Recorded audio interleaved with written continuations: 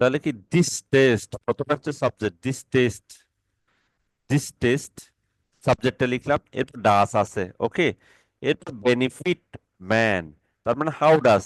তাহলে সাবজেক্টের উপর কি একটা একটা ভার্ব আসবে না? সাবজেক্টের উপর একটা অবশ্যই ভার্ব আসবে। এই আমি যা পড়াচ্ছি এগুলো কি মাথায় ঢুকতেছে আমি কি বলতে চাচ্ছি? আমরা হাউ দিয়ে প্রশ্ন করলে কি আসবে? আমরা হাউ দিয়ে প্রশ্ন করলে প্রথমে সাবজেক্ট লিখবো বাই, বাই প্লাস বার প্লাস আইএনজি। তার মানে হচ্ছে হাউ, তাহলে দ্য টেস্ট, সাবজেক্ট লিখবো, এরপর ডাস যেহেতু আছে, তাহলে বেনিফিটস, বেনিফিটস ম্যান, তারপর লিখবো বাই, বাই দিয়ে। দ্য টেস্ট বেনিফিটস ম্যান, কিভাবে একজন মানুষকে কি করে, সে কিভাবে বেনিফিট করে, কিভাবে বেনিফিট করে। প্রথম কথা হচ্ছে সে, এই যে আমার এখানে সোজা যদি চলে আসে, গিভ এ ম্যান দা, give a man, give a man taste and means of gratify and you can hardly praise him the best of সাথে কি করে, এই যে এগুলো এগুলো সবগুলো আমরা এই লাইনগুলো আমরা এখান থেকে সিনোনিমাস করে দিয়ে place him in contact with the best society in every period of society and voices and tenders previous character, এগুলা এই লাইনগুলো সারমর্ম আমি লিখতে পারি। ওকে, আমরা লিখতে পারি this taste benefits man by placing him in contact with the best society, এখানে লিখতে পারি by placing him,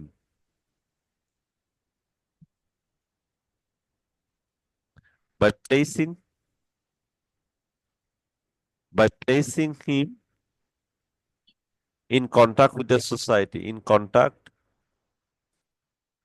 with the, by placing him, by placing him, by placing him contact with the best society, এই যে এই জিনিসগুলো অর্থগুলো আমি লিখতে পারি। ওকে, by placing him, কোথায় লিখলাম, তো লাস্টের দিকে।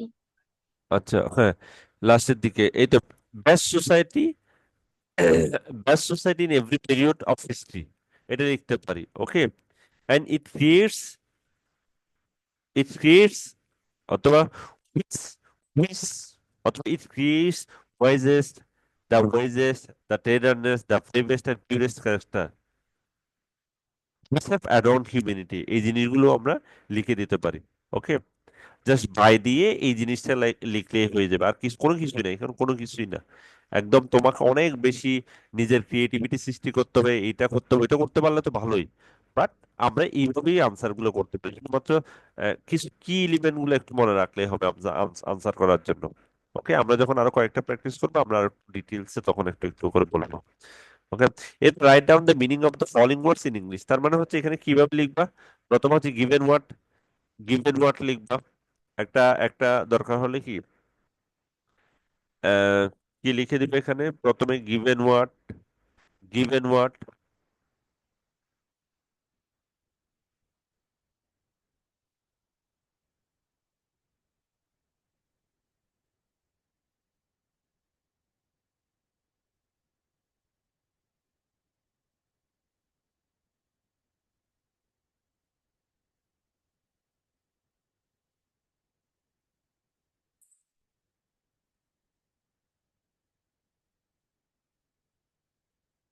প্রথমে কি লিখবে একটু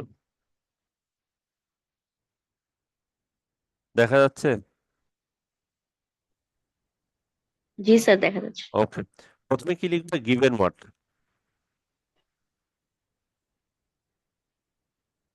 এভাবে আমি জাস্ট কিভাবে লিখি, গিভেন ওয়ার্ড, তারপর হচ্ছে ওয়ার্ড মিনিং,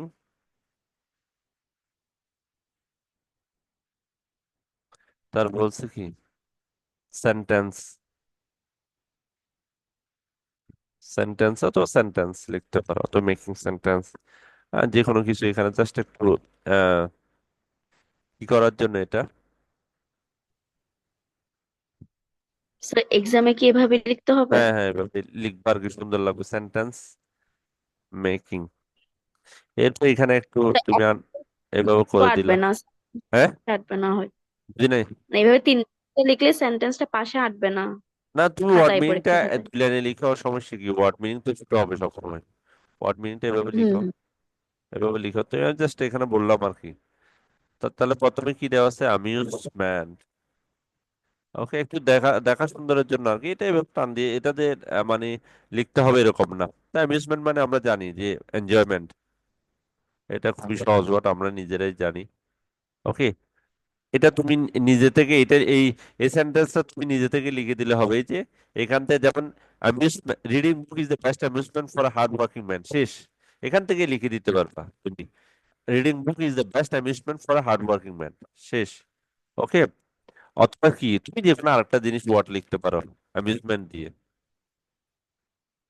অনেক সেন্টেন্স আছে অ্যামিউজমেন্ট। ওকে, রিডিং, ক্লিয়ার? তাহলে এখানে আমি আমার টার্গেট হচ্ছে তুমি যাতে কষ্ট কম করে কিভাবে তুমি এটা রিলিফ পাবা, কথা হচ্ছে এটাই। তাহলে আমার অনেক বেশি চিন্তা ভাবনা করার দরকার নেই, এই যে উপরে সেন্টেন্সে দেখছো এটা তুমি লিখে দিবে, শেষ। এটাই হচ্ছে মেইন আমার এখানকার উদ্দেশ্য, মানে আমার ক্লাসের মেইন উদ্দেশ্য হচ্ছে তুমি কেমনে কম চিন্তা করে একটু বেশি নাম্বার পাবা। সোজা কথা হচ্ছে এটা।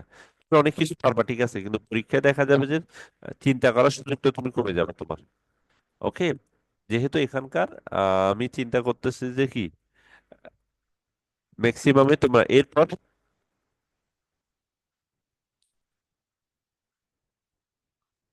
রিলিফ, রিলিফ, রিলিফ মানে কি মুক্ত আর কি। রিলিফ মানে আমরা জানি মুক্ত।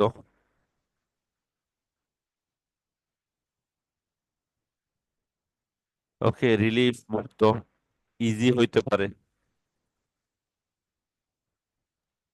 ওকে,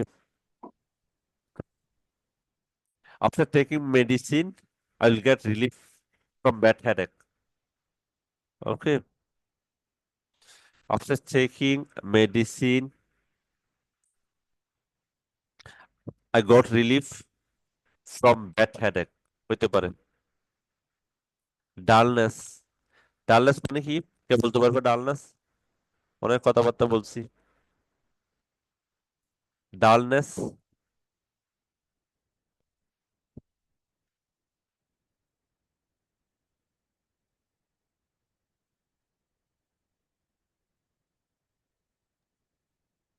ডালনেস, কে বলতে পারবে ডালনেস?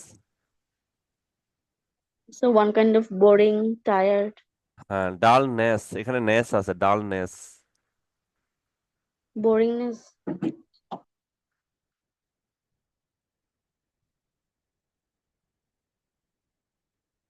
এটা লিখতে পারো ডিয়ারিংনেস। মানে এখানে যে ফর্মে আছে ঠিক ওই ফর্মে লেখা আছে, যেমন এখানে নাউন আছে, আমি নাউন লিখতেছি। ওকে,